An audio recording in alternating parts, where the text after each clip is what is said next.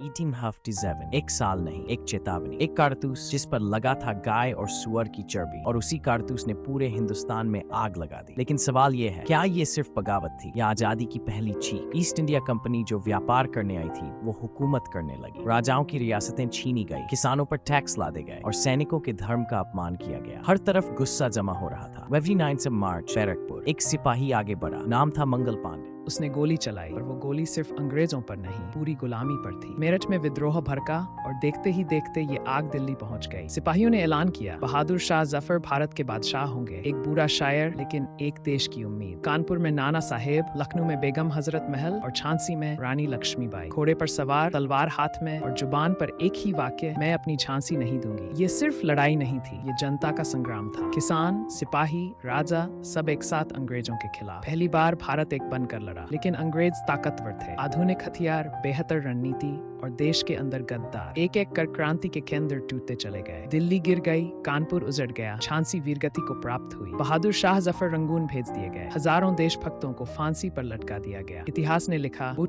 से असफल रहा। लेकिन क्या सच में, या फिर उस दिन भारत ने डरना छोड़ दिया था? हार था, वो शुरुआत थी। एक चिंगारी जिसने मेन ख्वाजत की आजादी को जन्म दिया। याद रखिए, भारत की आजादी एक दिन में नहीं आई, उसका पहला बलिदान में दिया गया था।